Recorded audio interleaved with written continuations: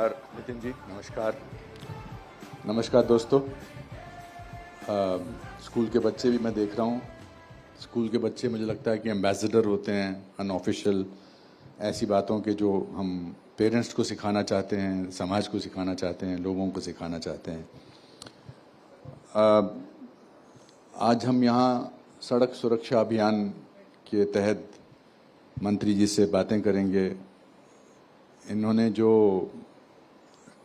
कमाल का काम देश के इंफ्रास्ट्रक्चर के लिए किया है वो तो हम सब लोग जानते हैं, उसका लोहा मानते हैं। आज का सब्जेक्ट और आज का विषय जो है वो थोड़ा अलग है और इस का असर कितने लोगों पर पड़ता है, कितने लोगों की ज़िंदगियों से जुड़ा है, उसके लिए मैं एक छोटा सा एक्सपेरिमेंट या थोड़ी सी बात करना चाहता हूँ कि यहाँ बैठे जितने भी लोग हैं उनके रिश्तेदारों के या उनके दोस्तों के साथ उनके खुद की जीवनी में ऐसे कितने लोग हैं जिन्होंने एक्सीडेंट को पर्सनली या दोस्त के ज़रिए या रिश्तेदारों के ज़रिए महसूस किया है या उनसे उनका असर हुआ है। हाथ खड़ा करिए। आप भी हाथ खड़ा कर सकते हैं नितिन जी, और मैं भी हाथ खड़ा कर सकता हूँ। मतलब ऑलमोस्ट 80% लोग ऑडियंस में जो बैठे हैं वो एक्सीडेंट से, या जिसका नया नाम जो मुझे अच्छा लगा कि क्रैश उसको कहें, हम सब ग्रस्त हैं। मैं आपको अपने बारे में बताना चाहता हूँ कि मेरे जीवन में मैं 9 साल का था जब एक्सीडेंट हुआ था। मैं बारामुल्ला से श्रीनगर अपने पिताजी के साथ आ रहा था बस में। ठंड थी और एक जानवर को बचाने के लिए ड्राइवर ने ऐसे मारा और टर्न हो गई बस, और वो खाई में सिर्फ इतनी सी जगह थी, वरना वो 200 फीट नीचे चली जाती। वो खाई में उतनी जगह पे रुक गई और मेरे को यहाँ चोट लगी थी। पर हुआ ये था कि जब मैं बाहर आया बस से, सब लोग करा रहे थे, कुछ लोगों की डेथ हो गई थी, और मैं अपने पिताजी को ढूंढने लगा और पिताजी नज़र नहीं आ रहे थे। 15, 20, 25 मिनट हो गए और फिर मैंने देखा कि एक गाड़ी से, फिर कार से पिताजी वापस आए और उतरे और उन्होंने मुझे गले लगाया। तो मैंने उनसे पूछा कि किधर गए थे आप तो मेरे साथ बस में थे। तो हुआ ये था कि उनको इतना शॉक लगा था एक्सीडेंट के बाद कि किसी ने उनको जगह दी थी बैठने की, और वो निकल, फिर उनको याद आया कि मेरा बेटा मेरे साथ था। नितिन जी, मैंने उनसे 1 साल बात नहीं की थी। मुझे इस बात का इतना ज़्यादा तकलीफ हुई थी। आप भी अंदर बैठे बता रहे थे कि आपका एक्सीडेंट हुआ था। मुझे ऐसा लगता है कि हम एक्सीडेंट वर्ड से हमारी दिनचर्या बन गई है। जैसे हम गुड मॉर्निंग, गुड इवनिंग बोलते हैं, उसकी आदत है। ये वर्ड हमारी जिंदगी का एक हिस्सा बन गया है। आपको ऐसा लगता है? मुझे ऐसा लगता है कि आप जो कह रहे हो बिल्कुल सही है। इसका कारण एक आधी चीज जब पहली बार होती है जी, तो लोगों को उसके बारे में कुछ महसूस होता है, नहीं होना चाहिए लगता है। जब रोज होने लगती है तो वो हैबिचुअल हो जाते हैं। थोड़ा सा दुर्भाग्यवश हमारे सामाजिक रचना में इसमें से जो गंभीरता थी, जो सीरियसनेस था, लोगों को वो निकल गया है। और यही उद्देश्य है कि उन लोगों को जगाने का कि नहीं, ये एक्सीडेंट हम टाल सकते थे, हम उनकी जान बचा सकते थे। हमें सीरियस बनना पड़ेगा, संवेदनशील बनना पड़ेगा, और हमें निश्चित रूप से अपनी भी जान बचानी है और लोगों की भी जान बचानी है। तो ये हमारा एक प्रयास है। पर मैं आपको खुले रूप से स्वीकार करता हूँ कि समाज को बदलने की जितनी कोशिश हम कर रहे हैं उसमें जिस प्रमाण में हमको सफलता मिलनी चाहिए वो नहीं मिली है, और केवल हमारे प्रयासों से नहीं मिलेगी। जब तक school, colleges, institution, university, social organisation, NGOs, अच्छे प्लेयर्स, सेलिब्रिटीज, आप जैसे लोग और अनेक लोग जब जा जाकर लोगों को समझाएंगे तो धीरे धीरे ये एक ह्यूमन नेचर, माइंड बिहेवियर जो होता है, ह्यूमन बिहेवियर, ये बदलेगा। और ये बदलना ही ये सबसे बड़ी आवश्यकता है। देखिए, क्योंकि 474 लोग, 474 people every single day die in accidents. Every single day 474 लोग. देश में सबसे ज्यादा जो डेथ का जो कारण है वो 474 लोग हैं. और हमारे यहाँ भी क्या होने लगा है कि हमको संख्याओं के लिए भी हम ना बहुत ज्यादा इनसेंसिटिव हो गए हैं. 474 बस. अब लगता है कि जो डेथ की जो रेशो है वो ज्यादा नहीं बढ़ेगी तो लोगों का ध्यान नहीं आएगा, है ना. देखिए, जितने कोविड में नहीं मरे जी, जितने लड़ाई में नहीं मरे, हाँ, जितने दंगों में नहीं मरे, उससे ज्यादा लोग इतने बड़े प्रमाण में. और सबसे दुर्भाग्य यह है कि 18 से 34 वयोगट के 66% है. कोई आईआईटी इंजीनियर है, कोई मेडिकल का डॉक्टर है. और कुछ समय तो मुझे बताते हुए दुख हो रहा है कि कोई घर का अकेला लड़का जिसके माता पिता उसके भरोसे अपना भविष्य देख रहे हैं, वो चला जाता है, पूरा परिवार उसका अड़चन में आ जाता है, उनकी हालत देखे बिना नहीं रहती. यानी इसका दर्द, इसकी भयानकता बहुत तीव्र है. और मैं कभी कभी हमारे इंजीनियर्स को कहता हूँ कि आप छोटी सी गलती करते इतने लोग मरे, क्या आप संवेदनशील नहीं है? क्या आपके घर का कोई बेटा बेटी इसका जब तक नहीं होगा तब तक आपको समझ में नहीं आएगा? आप छोटी सी गलती क्यों नहीं सुधार रहे? देखिए, एक रोड में गड्ढा पड़ रहा है, कोई आता है उसके ऊपर पत्थर रख देता है, पत्थर पे डैश मार के स्कूटर वाला गिर जाता है. कहीं ना कहीं हमको इस बारे में समाज को जगाना पड़ेगा. सोशल कॉन्शियसनेस, सोशल रिस्पॉन्सिबिलिटी, ये जो छोटे बच्चे जो स्कूल में पढ़ते हैं उनको भी ट्रेन करना पड़ेगा. और धीरे धीरे होगा ये. मैं इसमें निराश नहीं हूँ, पर और गति से शायद काम करने की आवश्यकता होगी, ऐसा ही मुझे लगता है. हाँ, क्योंकि मेरा हाल ही में बड़ा अच्छा एक दोस्त जो डायरेक्टर है, अश्विनी धीर उसका नाम है, उसका बेटा 18 साल का हुआ. ये 1 महीने पहले की बात है. और वो अपने दोस्तों के साथ, इकलौता बेटा, एक बड़ी बेटी थी उसकी, और वो अपने दोस्तों के साथ रात को 11 बजे ड्राइव पर निकला कि मैं 18 साल का हो गया हूँ, अब मैं जाना चाहता हूँ. और पीछे की सीट पे बैठा था, पीछे की सीट पे बैठा था. घर से थोड़ी दूर गया और जो आगे चलाने वाला उसका दोस्त था उसने डिवाइडर पे चढ़ा दी. इतना इम्पैक्ट हुआ, ही डाइड. मुझे सुबह 5 बजे उसका फोन आया कि मेरा 18 साल का बेटा चला गया और पीछे बैठा था, एंड उसकी पूरी जिंदगी चेंज हो गया. मुझे किसी चीज में एक अनूप जी बहुत इंपॉर्टेंट बात है जी कि 30,000 मृत्यु इसलिए हो रहे हैं कि टू व्हीलर पर दोनों ने हेलमेट पहनना चाहिए, मैंडेटरी है. अगर ये लड़का अगर हेलमेट पहना हुआ रहता तो शायद उसकी मृत्यु नहीं होती. ये तो गाड़ी में था. इसको अच्छा. पीछे भी अभी सीट लगा, अभी इसीलिए कहा जा रहा है कि सीट बेल्ट पीछे भी लगानी चाहिए. ये कानून बन गया.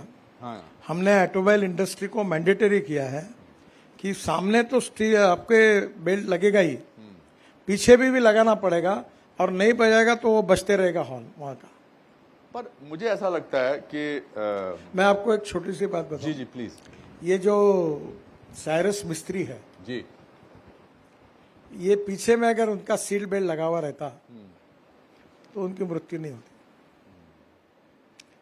और इसलिए आप ये समझिए कि अपने गाड़ी में भी बैठेंगे तो आजकल क्या लोग मुझे भी बताते हैं, अभी मुझे बताते हुए शर्म आ रही, मैं राज्य में जो मुख्यमंत्री जिस गाड़ी में बैठते उसमें बैठता हूँ. मैं नाम नहीं बताता. आजकल वो अमेज़न पर एक ऐसी क्लिप मिलती है, जी जी, हाँ, वो लगाते हैं. हाँ. तो मैंने सरकारी गाड़ियों में मुख्यमंत्री की गाड़ी से क्लिप निकाली. फिर मैंने उनको कहा कि अरे तुमने ये बेल्ट पहले से बांध के रखा, ऐसा नहीं है, तुमको फाइन होगा, ये ऐसा क्यों लगाया? तुम सबको आग्रह करके लगाओ. तो ये हाईएस्ट लेवल पर आज परिस्थिति है. ये क्लिप के ऊपर अभी हमने कार्रवाई की है और इसका गुना दर्ज किया, उन लोगों के ऊपर कार्रवाई कर रहे हैं. इस प्रकार की क्लिप लगाना ठीक नहीं है. हर आदमी बेल्ट लगा है, पीछे बैठा हुआ, सामने बैठा हुआ ड्राइवर. अभी पुलिस में ये भी देखने की है, पुलिस में, सरकारी गाड़ियों में अगर हम लोग अगर निरीक्षण करेंगे उसमें भी अनेक लोग नहीं लगाते. हमारे डिफेंस सर्विसेज में, पुलिस में और हमारे मंत्रियों के गाड़ियों में सब लोगों ने जब आग्रह किया, अभी मैंने वो ड्राइवर को 3 बार डांटा। अभी को 2-3 दिन पहले मैं अलग अलग स्टेट में था, मैंने कहा ये तुम जेल में जाओगे, ये क्या कर रहे हो। तो कहीं ना कहीं मुझे लगता है कि अब जिम्मेदारी जो है वो सबके साथ जुड़ी हुई है, मेरे से लेकर सब तक। हम लोग जिम्मेदारी से इस बात की चिंता करें, और इसके लिए चिंता करेंगे तो जान बचेगी, अन्यथा ये छोटी सी मिस्टेक हमारे जीवन को, हमारे परिवार को बर्बाद कर देती है।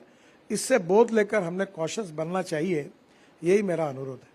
और इसका जो सबसे, क्योंकि यहाँ स्टूडेंट्स बैठे हुए हैं, मैं उनको बोलना चाहूँगा कि आप लोग अपने पेरेंट्स को करेक्ट करिए। अगर आप 2 व्हीलर पे जा रहे हैं तो आप पूरी कोशिश करिए, आप बैठिए नहीं जब तक आपको आपके पिताजी या आपकी माताजी हेलमेट ना दे। और अगर गाड़ी में हैं, क्योंकि देखिए कानून तो बनते हैं, उन पर लागू कितने होते हैं बहुत मुश्किल है। हमारे देश में कोई ना कोई जुगाड़ निकाल ही लेते हैं। आप तो क्लिप की बात कर रहे हैं। मेरा एक ड्राइवर, मैं कहीं पर ट्रैवल करने गया था राजस्थान में, और उसने क्या किया, वो ऑलरेडी पीछे से बेल्ट लगा दी, तो अब बेल्ट तो अंदर है, उस क्लिप के अंदर है, अब वो बैठे हैं आगे बिना इसको आगे किए हुए। तो students, children are the best people who can tell their parents we will not do this जब तक हमें। तो कानून में कितनी हमारे यहाँ एक पुलिस ऑफिसर भी बैठे हैं, कितनी जुर्माना कितना होता है कि जो बेल्ट ना पहने उसको कितना जुर्माना होता है? बहुत कम जुर्माना होता है। हाँ जी, 1000 रुपीज। सर हमने पहले जुर्माना 100 रुपये वगैरह था, अभी ये जो जुर्माना बढ़ाया तो मेरे खिलाफ काफी बड़े प्रमाण पर। नहीं, जुर्माना ठीक है तो जुर्माना तो ठीक है, अभी प्रॉब्लम पैसे का नहीं है, आदत का है। आदत का। हाँ कि मैं ये नहीं करूंगा। हाँ। अभी जैसे मैं अगर स्कूटर पर बैठूंगा तो हेलमेट के बिना नहीं बैठूंगा, मैं अगर कार में बैठूंगा तो बेल्ट लगाए बिना नहीं रहूंगा। अगर ये दूसरी जिम्मेदारी कि वो ड्राइवर थोड़ा सा समझो नहीं कर रहा है, हाँ। तो पुलिस अधिकारी पहले चिंता करे भाई तुम है करो। अब जितनी गाड़ी मैं यूज कर रहा हूँ बुलेट प्रूफ, उसका ड्राइवर होम डिपार्टमेंट का पुलिस वाला है, गाड़ी मुख्यमंत्री की है, और उसके गाड़ी में ये पीछे से बेल्ट लगाना, ये क्लिप लगाना। हाँ। अगर वो कोई नहीं डांटेगा तो फिर ये कैसे होगा। और अफसोस की बात यह है नितिन जी कि हम अपने देश में कानून नहीं मानते, मगर सेम लोग जब विदेश जाते हैं बिल्कुल मानते हैं, तो लाइन में भी खड़े होते हैं, बेल्ट भी लगाते हैं। तो ऐसा नहीं है कि करते नहीं है, पर पता नहीं क्यों ऐसा लगता है कि यहाँ पर हम, आपको क्या लगता है कि ऐसा क्यों करते हैं? इसका कारण मैं आपको बताता हूँ। हमारे यहाँ मुंबई में पहले बेस्ट के ऊपर ये हमारे आकर्षण का केंद्र था कि बस जब बस स्टॉप पर आती थी लोग लाइन में खड़े रहते थे, हाँ क्यू में, ऐसे क्यू लगते थे बड़े बड़े, मैंने खुद देखे मेरे बचपन में जी। बाद में मुंबई में इतने लोग बाहर से और वो घुसने लगे, अब वो कंडक्टर ने लेना शुरू कर दिया तो लाइन खत्म हो गई। जी, मैं तो इसको भुगत चुका हूँ ट्रेन में, लोकल ट्रेन में। मैं जब बॉम्बे आया था पहली बार, जब मैं फिल्म में एक्टर में नहीं बना था, काम ढूंढ रहा था, तो मैंने अपने एक दोस्त से पूछा जो मुंबई में ही रहता है, सुहास खांड के। मैंने कहा सुहास कैसे चढ़ते हैं? तो उन्होंने कहा कि प्लेटफॉर्म पे खड़ा हो जाना, खुद ही चढ़ जाएगा। और ये फैक्ट है। वो कैसे मैं चढ़ गया और कैसे उतर गया, वो अपने आप में कोई उसकी ट्रेनिंग की जरूरत नहीं होती है। तो आई थिंक इस तरह के इवेंट को सिर्फ एक इंडिविजुअल इवेंट नहीं समझना चाहिए। जब तक एक इंडिविजुअल, मुझे ऐसा हमेशा लगता है नितिन जी कि जब तक इंडिविजुअल, एक इंसान अपनी जिम्मेदारी नहीं समझता है, तब तक समाज या कोई भी चीज बदल ही नहीं सकती है। तो पर इसमें पैदल चलने वाले का क्या बेचारे का कसूर है, जिसकी मृत्यु इन 472 लोगों में से, आई डोंट नो स्टैटिस्टिक्स क्या बोलते हैं कि कितने लोग वो हैं जो पैदल चल रहे होते हैं, उनकी डेथ होती है। सर कल की घटना बताता हूँ, नागपुर की। उसतकर करके हमारा कार्यकर्ता है, उसके पिताजी सुबह फिर घूमने के लिए निकल रहे थे, ऑटो रिक्शा ने आके धड़क मार दी। वो फुटपाथ पर बाजू में थे। आजकल फुटपाथ पर साइकिल वाला घुस जाता है, फुटपाथ पर स्कूटर वाला घुस जाता है, फुटपाथ पर अतिक्रमण हो जाता है पूरा, जो हमने पैदल लोगों के लिए लगाया वहाँ अतिक्रमण हो जाता है। मुझे लगता है कहीं ना कहीं कानून की रक्षा करने वाले जो स्टेक होल्डर्स हैं, इसमें मैं भी हूँ, हमारे पुलिस ऑफिसर्स हैं, गवर्नमेंट ऑफिसर्स हैं, उनका काम है कि ये जो आम आदमी के जो अधिकार है उसकी रक्षा कौन करेगा। फुटपाथ क्लीन रहनी चाहिए लोगों को चलने के लिए। ये ठीक है, तुम बेरोजगार हो, गरीब हो, इसका मतलब तुम कहीं भी खड़े रहो के धंधा करोगे तो फिर एक्सीडेंट होगा, लोग मरेंगे। इसके लिए कौन जिम्मेदार। अभी मैं आ रहा था एक रोड पर 2 लेन के रोड में सिंगल लेन पे अतिक्रमण कर लिया और दूसरे रोड पर बर्तन मांजना शुरू था। ये मेडिकल कॉलेज के पीछे से मैं आ रहा था। अब वहाँ वो मुझे डर लगा कि मेरे कैनवा के नीचे अगर वो बर्तन मांजने वाले कोई चले जाए तो क्या होगा। तो कहीं ना कहीं लोगों का जिम्मेदार पूर्ण व्यवहार। एक बात, बच्चे हो या समाज के कुछ लोग हो, ऐसा जो लोग इस प्रकार से इंडिसिप्लिन दिखा रहे हैं उनको बोलने का काम करने वाला सजग नागरिक, ये दोनों लोग जब मिलकर हम लोग इसमें थोड़ा सा कहेंगे, बोलेंगे तो परिस्थिति बदलती जाएगी। एजुकेशन सिस्टम में इसको कुछ डाल के, किसी कोर्स में डाल के ऐसा हो सकता है, सेंसिटिविटी बढ़ाई जा सकती है। ये बिल्कुल हो जा सकता है, क्योंकि एक ऐसा कहा गया जब हमने इसका अध्ययन किया कि माइंड, ह्यूमन बिहेवियर अगर बदलना है तो 14 साल के नीचे जब बच्चे रहते हैं तो वो समझने के और कुछ सुनने के मूड में होते हैं। तो हमारे पूरे कैंपेन का कंसंट्रेशन हमने जो किया है कि ये स्कूल के बच्चों पर किया है। अब आपको क्या बताऊं, मुझे भी कभी कभी अच्छा नहीं लगता।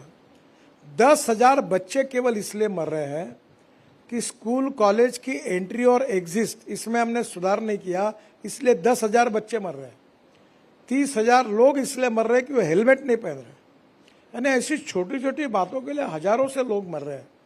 तो अभी मैंने उस समय हमारे अभी मुंबई के कार्यक्रम में कहा कि मुख्याध्यापक और प्राचार्य और टीचर ये ध्यान में रखें कि हमारे स्कूल की एंट्री और एग्जिट पॉइंट कैसे एक्सीडेंट से मुक्त हो। इसलिए वहाँ के एमएलए, एमपी, मेयर उनके मैं पास समझा नहीं, एग्जिट एंट्री पॉइंट जैसे स्कूल है, हाँ जी, हमारे नेशनल हाईवे पे है जी। अब स्कूल में बच्चे एक तरफ गाड़ा रोड पर खड़े कर देते हैं, अंदर में पार्किंग नहीं है। फिर वो स्कूल पे एक समय भीड़ आती है, उनको रोड क्रॉस करना है तो वहीं से कूद जाते हैं।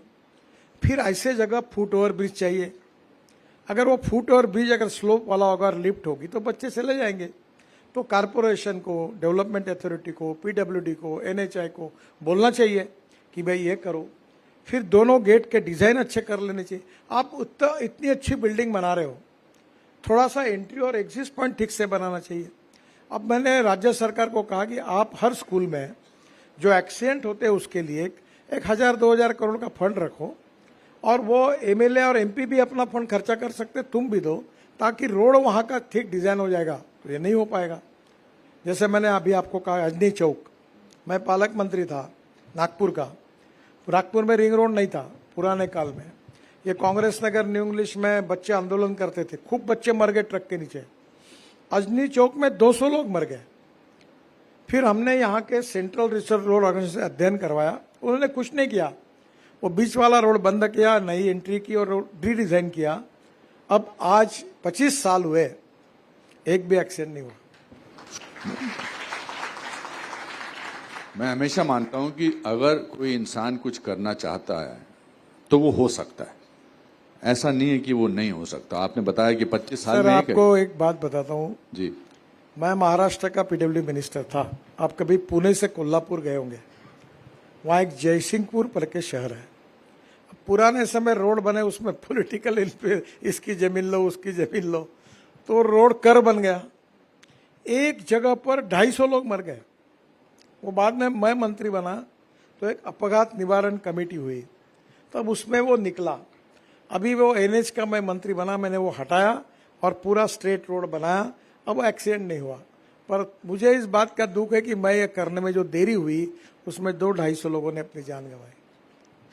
ऐसी बहुत सी घटना है। कल इंदौर में था मैं, पीतमपुर में, वहां का एक ब्लैक स्पॉट हुआ, पुलिस कमिश्नर भी थे मेरे साथ, और दोनों ने कहा कि 500 लोग मरे और उसके बाद हमारे एनएचआई के अधिकारियों ने उसको सुधारा।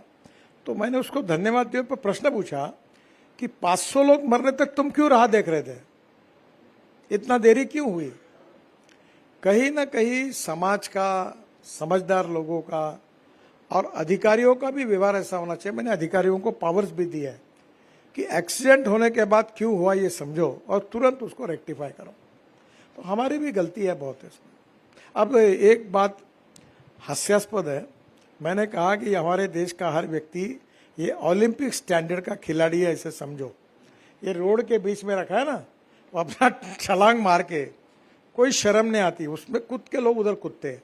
अब मैंने बोला ऐसा बना दो कि वो चढ़ के भी छलांग नहीं मार सके, इतना डिफिकल्ट बनाओ तो बच जाएगा। नहीं तो तुमको ये मालूम है वो छलांग मारा, फिर भी तुम छोटे छोटे क्यों बना रहे हो?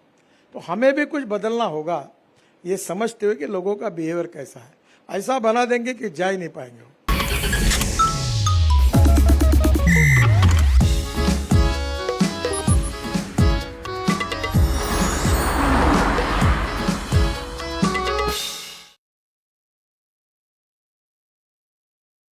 नवे पाऊल नवा संकल्प लोकमान्य सोसायटी सादर करत आहे लोकमान्य शुभारंभ ठेव योजना, जी देते तुमच्या ठेवीवर आकर्षक व्याज। ज्येष्ठ नागरिकांसाठी 0.5% अधिक व्याज। अधिक माहितीसाठी कॉल करा 1800-212-4050। लोकमान्य, जिथे पैसा वाढतो आणि नातं वृद्धिंगत होतं।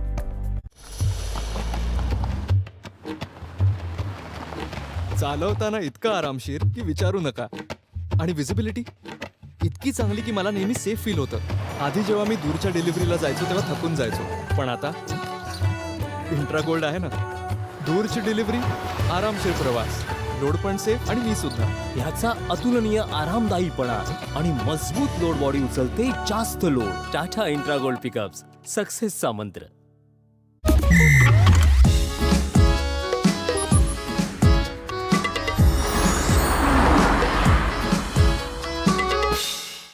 आज हम यहाँ सड़क सुरक्षा अभियान के तहत मंत्री जी से बातें करेंगे। इन्होंने जो कमाल का काम देश के इंफ्रास्ट्रक्चर के लिए किया है वो तो हम सब लोग जानते हैं, उसका लोहा मानते हैं।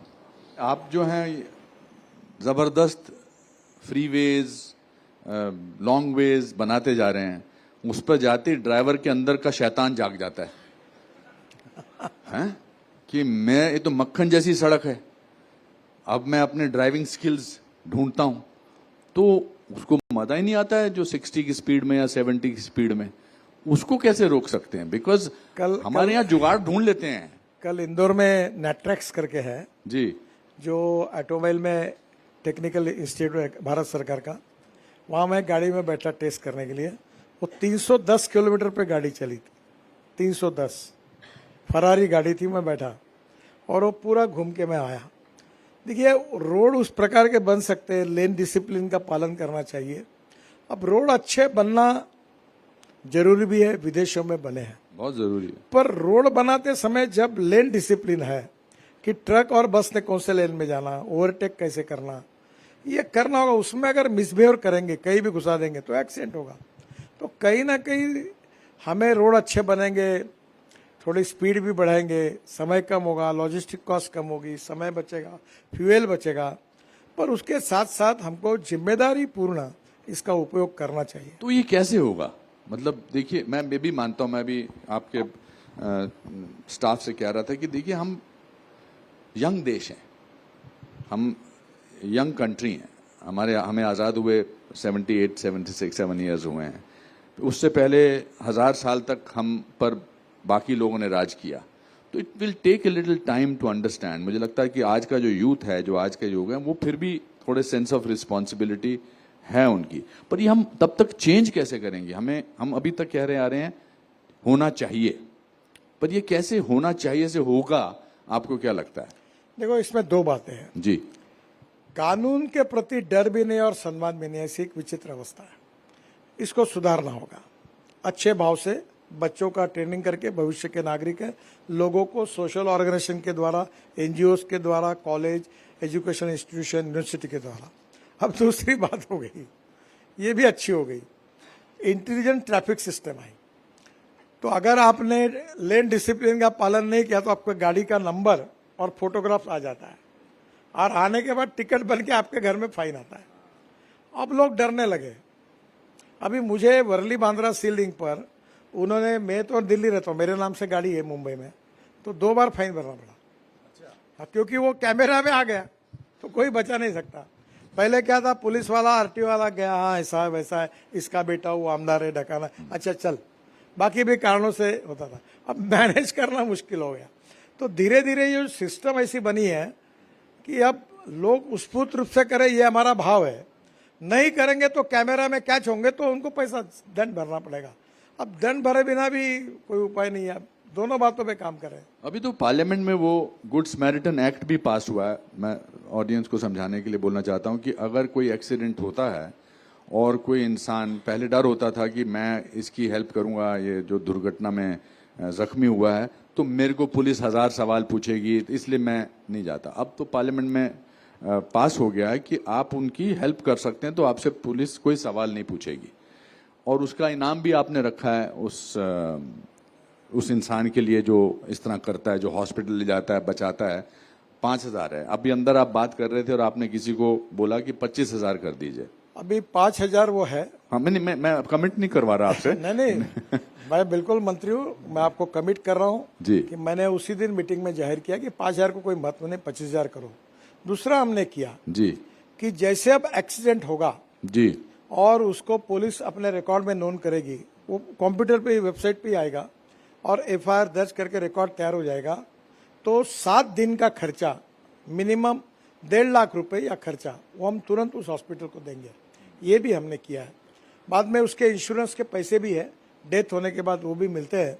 और पूरे सिस्टम में जो लैप्सेस थे वो दूर करके हम उसको ट्रांसपेरेंट, टाइम बाउंड और कंप्यूटराइज कर रहे हैं ताकि तुरंत ये मदद मिले। उसकी कुछ कमियां हम उसको सुधार रहे हैं। हमने पायलट प्रोजेक्ट इसके चलाए, कुछ चंडीगढ़ वगैरह अनेक जगह पर। अब हर राज्य में पायलट प्रोजेक्ट चला रहे और ट्रांसपेरेंट सिस्टम करेंगे और कलेक्टर को अधिकार देंगे, और जैसे एक्सीडेंट होता है तुरंत ये सब बातें मिलेगी और उसकी मदद मिलेगी। मुझे लगता है कि दैट्स फैंटास्टिक है। अच्छा, एक बात भूल गया मैं, जी केवल नेशनल हाईवे पे नहीं, कोई भी रोड पर एक्सीडेंट हो, ग्राम पंचायत का रोड हो, शहर का रोड हो, डिस्ट्रिक्ट का रोड हो, स्टेट का हाईवे हो, कोई भी रोड पर एक्सीडेंट होगा तो भी हम मदद करेंगे, ये तय। और मुझे लगता है कि किसी भी काम को आगे बढ़ाने के लिए बेस्ट होता है कि यूथ को एंगेज करें। तो मेरी आपसे एक विनती है और बल्कि एक सजेशन है कि इस तरह के आदमी को, अंग्रेजी में तो गुड समैरिटन बोलते हैं, इस तरह के आदमी को क्या नाम दिया जाना चाहिए जिसको है, उसका आप एक कंपटीशन करवाइए। बिल्कुल। और जो सबसे बेस्ट आएगा उसको भी एक इनाम दीजिए। तो उसमें काफी फिर क्या है, इसमें एक बातचीत होगी लोगों की। अरे मैं आमतौर पे अपने सोशल मीडिया पे अगर कोई किताब देना चाहता हूँ इनाम में, तो मैं कोई कंपटीशन करवाता हूँ, तो एंगेजमेंट बहुत होती है उससे। आपको मुझे बड़ी खुशी है, यहाँ 2 लोग बैठे हैं, एक राजू वाक करके है, हाँ ये है, और ये मोहित है जी। ये रात दिन ये काम करते हैं। राजू, आपने कितने लोगों की जान बचाई? 9000 लोगों को आप हॉस्पिटल लेके गए हैं। हाँ। वाह। और ये मैं इसको 30 साल से जानता हूँ। ये इसके घर में कुछ दुर्भाग्यपूर्ण घटना भी हुई तो भी लगातार एक ही काम करता है। ये मोहित है, इसने भी जान बचाई जी। ये भी रात दिन है।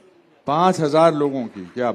और कहीं भी एक्सीडेंट हुआ पहले दौड़ जाता हूँ। मैं तो भी कुछ लोगों को जो येलो ड्रेस में जो लोग हैं, ये रिटायरमेंट के बाद इनका भी बहुत अच्छा योगदान है। ये जन आक्रोश करके, जन आक्रोश करके जो है संस्था है, ये रोड की सुरक्षा के जितने भी नियम हैं लोगों को इसके बारे में अवगत कराते अनुपम जी, हैं। एक बहुत अच्छी बात है ये संस्था जो करती है। ये 10वीं और 12वीं के ट्यूशन क्लासेस जहाँ चलते हैं, वहाँ जहाँ बच्चे मिलते हैं, स्कूल में जाते हैं, और इनमें कोई रिटायर्ड क्लास 1 ऑफिसर्स हैं, और वो बच्चों को जाकर रोड सुरक्षा का महत्व ट्रेनिंग समझाते हैं, बताते हैं, और कोई पैसा नहीं लेता। ऐसी सोशल, अभी इस बार गणेशोत्सव, दुर्गात्सव होते हैं, तो कुछ लोगों ने उसमें रोड सुरक्षा के ऊपर दिखावा तैयार किया गणेश जी के सामने। ऐसी समाज में धीरे धीरे काफी लोग आगे आ रहे हैं, और हमारे यहाँ नागपुर में से 2 है, अगर ये कल 50 हो जाए तो कितनी बड़ी संख्या हो जाएगी।